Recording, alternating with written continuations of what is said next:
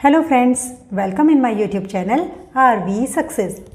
Friends, हम पढ़ रहे थे Indian polity by M Laxmikanth, chapter 1 historical background.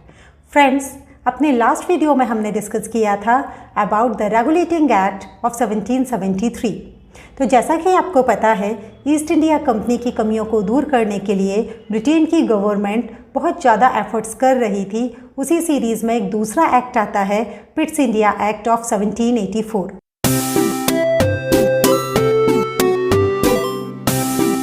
Friends, सबसे पहले जो सवाल हमारे दिमाग में आता है कि पिट्स इंडिया एक्ट में पिट्स क्या है, ये कौन सी चीज़ आ गई।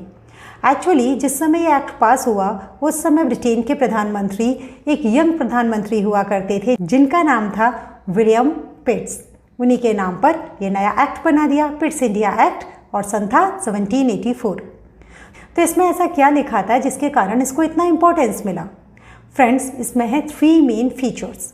फर्स्ट, जो पिट्स इंडिया एक्ट है ये ईस्ट इंडिया कंपनी के कॉमर्शियल फंक्शंस और पॉलिटिकल फंक्शंस को वाइफरकेट कर रहा है, अलग अलग बता रहा है कि भाई आज से ईस्ट इंडिया कंपनी के ये तो हुए कॉमर्शियल फंक्शंस और ये हुए पॉलिटिकल फंक्शंस।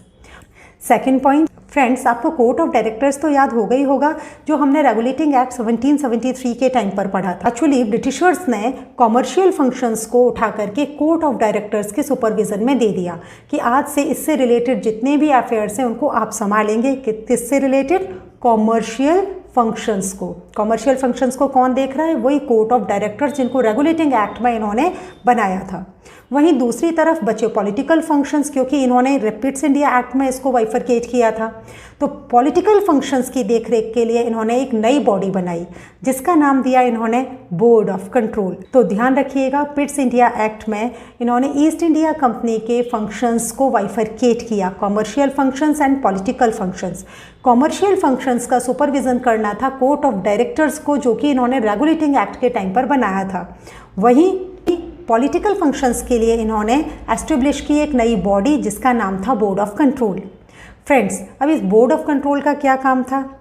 इस बोर्ड ऑफ कंट्रोल को इन्होंने कहा कि भाई आपको वो सारे ऑपरेशंस देखने हैं, उनको सुपरवाइज करना है, उनको डायरेक्ट करना है जो कि रिलेटेड हैं civil government and military government और revenues of the British positions in India. तो कौन से 3 मैटर्स आए? सिविल एंड मिलिट्री गवर्नमेंट और revenues of the British positions in India.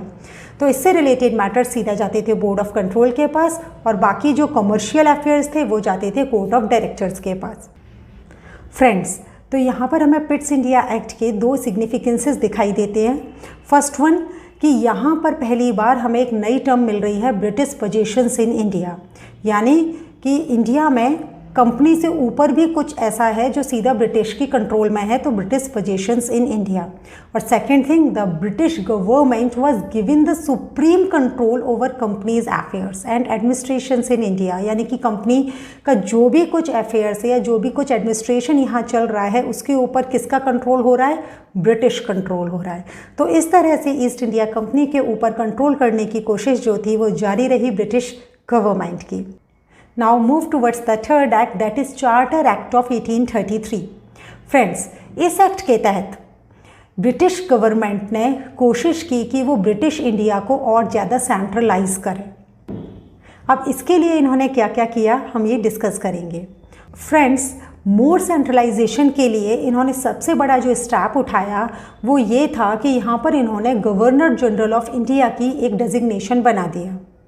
अगर आपको याद हो तो हमने रेगुलेटिंग एक्ट ऑफ 1773 के टाइम पर पढ़ा था कि गवर्नर ऑफ बंगाल का डिजिग्नेशन चेंज करके इन्होंने गवर्नर जनरल ऑफ बंगाल बनाया था। लेकिन अभी नाम से क्या हो रहा था? नाम से वो ऐसा लगता था कि केवल बंगाल को रेगुलेट कर रहा है। दैट्स वाई उसका डिजिग्नेशन चेंज किया गया और उसको अब क्या बोला जाने लगा? Governor general of India. And friends, governor general of India को सारी मिलिट्री एंड सिविल पावर्स दे दी गई। तो फ्रेंड्स, इसको लाने से क्या फ़ायदा हुआ? एक्चुअली इस गवर्नर जनरल ऑफ इंडिया में अब क्या होता था कि जितनी भी टेरिटरीज ब्रिटिश पोजीशन में हैं, ब्रिटिश के कंट्रोल में हैं, अब वो सीधा सीधा गवर्नर जनरल ऑफ इंडिया के कंट्रोल में आ गई। यानी यहाँ से सिनेरियो में से धीरे धीरे ईस्ट इंडिया कंपनी हटती जा रही है और हमें कौन दिखाई दे रहा है? British government. तो गवर्नर जनरल ऑफ इंडिया के कंट्रोल में अब वो सारी टेरिटरी थी जो कि ब्रिटिश इंडिया में आती थी। And do you know friends who was the first governor general of India? The Lord William Bentinck. इस नाम को अच्छी तरह फीड कर लीजिए अपने माइंड में कि lord William Bentinck was the first governor general of India. Now come to the second point. Actually friends, जो गवर्नर जनरल ऑफ इंडिया है, अब इसको कंट्रोल देना था दोबारा से presidency of Bombay and presidency of Madras का। तो सबसे पहले इन्होंने यही काम किया कि भाई जितनी भी लेजिस्लेटिव पावर्स हैं related to governor of Bombay and governor of Madras, ये सीधा किसके कंट्रोल में जाएंगी? गवर्नर जनरल ऑफ इंडिया के। एक्चुअली इनको लेजिस्लेटिव पावर्स एक्सक्लूसिवली दे दी गई कि ब्रिटिश इंडिया की जितनी भी लेजिस्लेटिव पावर्स है ये सारी की सारी किसके हाथ में गई? गवर्नर जनरल ऑफ इंडिया के। अब उनको जो मर्जी है वो रिलेटिंग इंडिया के लिए लॉज बना सकते हैं। पर यहाँ जो एक नोट करने वाली बात है, the laws made under the previous acts were called as regulations. Please note it down. अगर रेगुलेशंस क्या हैं तो भाई वो जो भी लॉज बनाए गए इस एक्ट के आने से पहले वो सारे क्या कहलाए? रेगुलेशंस। वहीं इस एक्ट के आने के बाद जितने भी लॉज बने वो क्या कहलाए? एक्ट्स।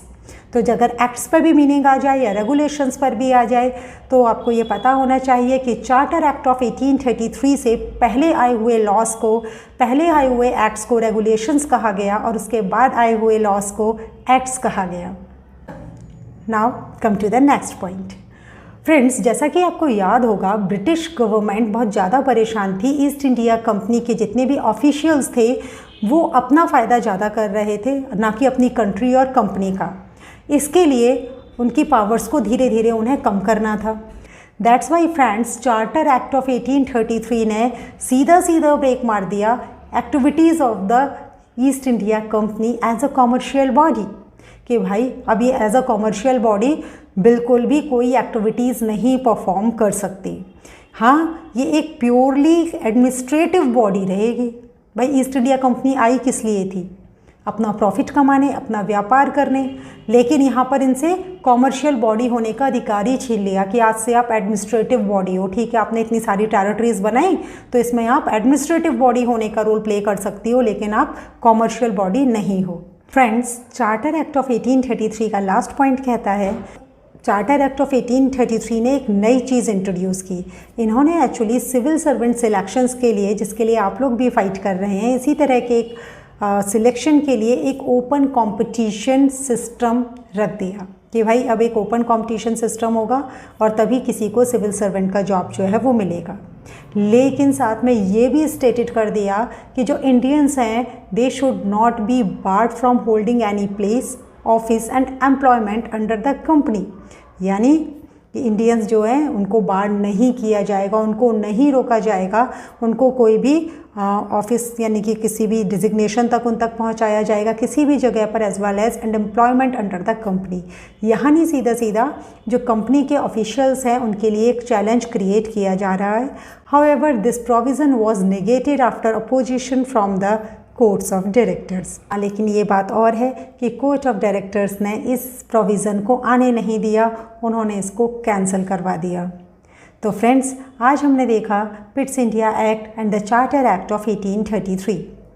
चार्टर एक्ट लागू करने के पीछे ब्रिटिश इंडिया का एक बहुत मेन रीज़न था कि वहाँ पर इंडस्ट्रियलाइजेशन आ गया था, जिसके लिए उन्हें अपना सारा प्रोडक्शन सेल आउट करने के लिए बड़े बड़े मार्केट्स की ज़रूरत थी, एज वेल एज उन्हें उतना ही रॉ मटेरियल भी चाहिए था जिससे कि उनका industrialization day by day grow करे और आगे बढ़े। तो फ्रेंड्स, इसके लिए उन्हें इंडिया जैसी कॉलोनी की ही ज़रूरत थी। तो फ्रेंड्स, आज हमने देखा कि किस तरह से Pitt's India act of 1784 and charter act of 1833 ने ईस्ट इंडिया कंपनी को और ज़्यादा कंट्रोल कर लिया और इंडिया में ब्रिटिशर्स का जो बोलबाला था वो तेज़ी से बढ़ता गया। तो फ्रेंड्स, आपको ये वीडियो कैसा लगा कमेंट बॉक्स में लिख करके ज़रूर बताइएगा और इसी तरह की और वीडियोस के लिए चैनल को सब्सक्राइब करें और नोटिफिकेशन बेल पर जाकर ऑल पर क्लिक करना ना भूलें। Thanks for watching.